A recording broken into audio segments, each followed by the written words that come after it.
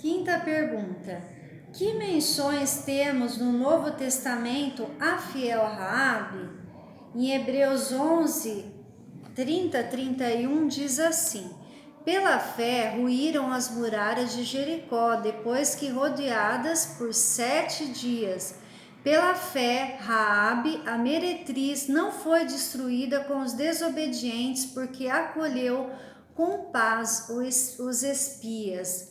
Então nós vemos aqui que ela era uma mulher, uma meretriz, uma prostituta, mas que já tinha ouvido falar dos relatos, né, dos feitos do Deus de Israel, e ela creu, então, acreditou nos relatos de Israel, dos espias, que Deus então tinha dado aquela terra para eles, né?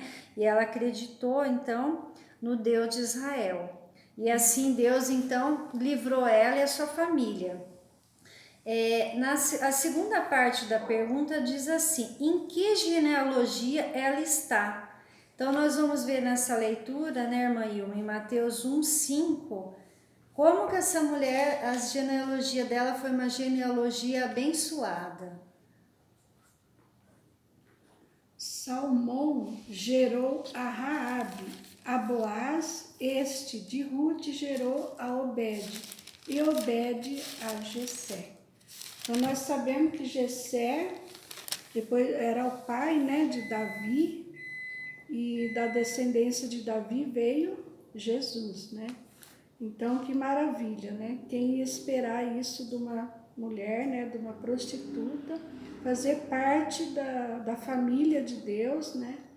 De Jesus, Que da Jesus descendência ia de vir Jesus. dessa descendência. Que maravilha, né? Vamos então à sexta pergunta. O que deve acompanhar então a fé genuína? O que diz em Tiago 2,14?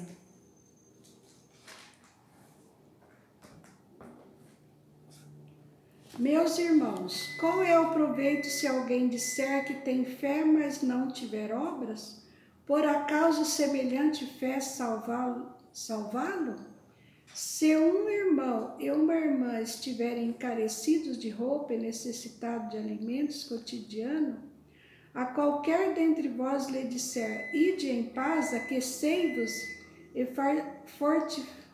fartai-vos, sem contudo lhe dardes o necessário para o corpo, qual é o proveito? Assim também a fé, se não tiver obra por si, só ela está morta. Mas alguém dirá, tu tens fé e eu tenho obras, mostra-me essa tua fé sem as obras, e eu com as obras te mostrarei a minha fé. Então você já leu também o texto 17 e 18, né? Isso. Agora vamos ler o texto, o capítulo 2, os versos 21 ao 25, que diz assim: Não foi por obras que Abraão, o nosso pai justificado, quando ofereceu sobre o altar o próprio filho Isaque? Vês como a fé operava juntamente com as suas obras. Com efeito, foi pelas obras que a fé se consumou. E se cumpriu a escritura, a qual diz: Ora, Abraão creu em Deus e isso lhe foi imputado para a justiça, e foi chamado amigo de Deus. Verificais que é uma pessoa justificada por obras e não por fé somente. De igual modo, não foi também justificada por obras a meretriz Raabe, quando acolheu os emissários e os fez partir por outro caminho? Então aqui nós vemos que andam junto, caminham junto, então a fé E a obra. e a obra. Vou ler a nota aqui, uma parte. Deus requer a completa entrega do coração, antes que possa ocorrer a justificação. E para que o homem conserve esta justificação, tem de haver obediência contínua, mediante ativa e viva fé que opera por amor e purifica a alma, a fim de que o homem seja justificado pela fé. Esta tem de chegar ao ponto em que controle as afeições e impulsos do coração. E é pela obediência que a própria fé se aperfeiçoa. Conquanto as boas obras não salvam alma alguma. É impossível que uma única alma se salve sem as boas obras. Mas Deus nos salva sobre condição que peçamos, que queremos receber. Busquemos se queremos encontrar, e batemos se queremos que a porta se nos abra. Então, aqui nessa primeira leitura, está mostrando o quê? Que é pela obediência que a própria fé se aperfeiçoa. Então, as nossas obras estão ligadas com a nossa obediência, com os ensinos deixados por nós, por Deus, pela guarda dos mandamentos, né? Vou continuar a leitura aqui. Diz assim: que homem algum apresente a ideia de que o homem pouco ou nada tem que fazer na grande obra de vencer. Pois Deus nada faz para o homem sem a sua cooperação. Nem digais que depois de haverdes feito tudo o que de vossa parte seja possível, Jesus vos ajudará. Disse Cristo: sem mim nada podeis fazer. João 15:5.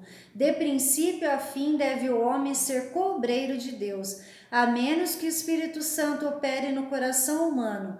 A cada passo tropeçaremos e cairemos. Os esforços do homem somente são nada mais que inutilidade, mas a cooperação com Cristo significa vitória. Que ninguém diga que vossas obras nada têm que ver com vossa categoria e posição diante de Deus. No juízo, a sentença pronunciada será o que? De acordo com o que tenha sido feito ou deixado de fazer. Esforço e trabalho são necessários da parte do recebedor da graça de Deus, pois é o fruto que torna manifesto qual a espécie da árvore. Embora as boas obras do homem sem a fé em Jesus não sejam de maior valor do que foi a oferta de Caim, contudo, cobertas com o mérito de Cristo, testificam da dignidade dos que a praticam de herdar a vida eterna. Então, aqui fala, né, que a fé tem que estar juntas mesmo, né? E fala que não adianta a gente fazer também boas obras, né? Se não tiver coberto das bênçãos de Deus, do mérito de dos Cristo. méritos de Cristo, que Ele morreu por nós, vai ser simplesmente uma oferta de Caim, né? Isso. Essas obras que a gente faz. Vamos então à sétima pergunta. Que perigo o apóstolo Tiago vislumbrou e o que procurou expor? Qual a melhor maneira de darmos provas de que amamos a Deus? No fazer a vontade de Deus, damos a melhor prova de que amamos a Deus e a Jesus Cristo, a quem Ele enviou. A repetição constante de palavras de amor por Deus não tem valor, a menos que tal amor seja manifesto na prática. O amor por Deus não é um simples sentimento, é um poder vivo e atuante. O homem que faz a vontade de seu Pai que estás no céu demonstra ao mundo que ele ama a Deus. O fruto de seu amor é visto em boas obras. O apóstolo Tiago viu que surgiram então perigos na apresentação do tema da justificação pela fé e se esforçou para mostrar que a fé genuína não pode existir sem as respectivas obras. Então, já respondendo a primeira parte da pergunta, então ele vislumbrou, o apóstolo Tiago, o perigo nesse tema da justificação pela fé, né? Das pessoas não compreenderem. Não compreender, demonstrando então que a fé genuína não existe sem também as obras. Ele exemplifica isso através da experiência de Abraão. Vês como a fé operava juntamente com as suas obras, com efeito foi pelas obras que a fé se consumou. Tiago 2:22. Esta fé genuína executa uma obra genuína nos crentes. Fé e obediência resultam numa experiência sólida e valiosa. Há um tipo de crença que não é uma fé salvadora. A palavra de Deus declara que os demônios creem e tremem. Assim chamada fé que não opera por amor e purifica a alma, não justificará homem algum. Diz o apóstolo: verificais que uma pessoa é justificada por obras e não por fé somente. Tiago 2:24. Abraão cria em Deus. Como sabemos que ele cria? Como então nós sabemos que Abraão cria em Deus? Suas obras testificam do caráter de sua fé, e sua fé lhe foi imputada por justiça. Precisamos da fé de Abraão em nossos dias, a fim de iluminar as trevas que nos cercam, impedindo a doce luz do amor de Deus e tolhendo o crescimento espiritual. Nossa fé deve ser fecunda em boas obras, pois a fé sem as obras é morta. Cada dever executado, cada sacrifício feito em nome de Jesus resulta numa recompensa excelente. No próprio ato do dever, Deus fala e dá a sua bênção. Então, qual que é a melhor maneira de darmos provas de que amamos a Deus? Então, fazendo a vontade de Deus, né? Crendo e colocando em prática. Colocando em prática, assim como Abraão, né? Ele foi o pai da fé, mas ele demonstrou em várias ocasiões essa confiança em Deus. Pelos seus frutos conhecereis, né?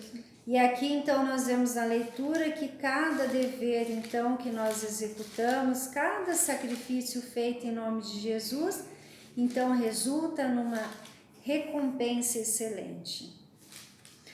Na 8ª pergunta, como o apóstolo Paulo escreveu sobre o devido lugar das obras na jornada cristã? Então, nessa pergunta nós não temos a nota do Espírito de Profecia, vamos ler alguns textos na Bíblia. Eu vou ler Efésios 2, 8 a 10. Porque pela graça sois salvos mediante a fé, e isto não vem de vós, é dom de Deus.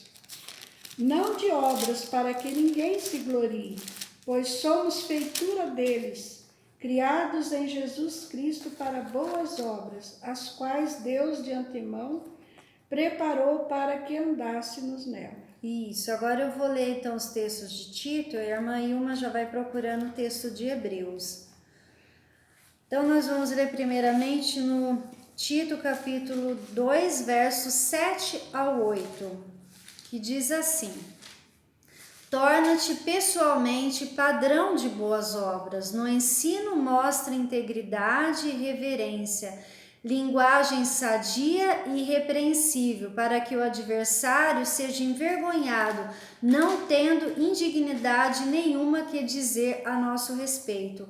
Esse texto aqui é muito importante porque fala também da forma que nós nos pronunciamos, da nossa linguagem. Então fala que o cristão ele tem que ter uma linguagem sadia e irrepreensível, né? Não é só fazer o bem, né? É também, né, mostrar que é um cristão, que ama a Deus realmente e obedece Ele, né? Isso, e que o adversário não tenha nada que nos acusar. Nada que nos condenar. Agora eu vou ler o verso 14.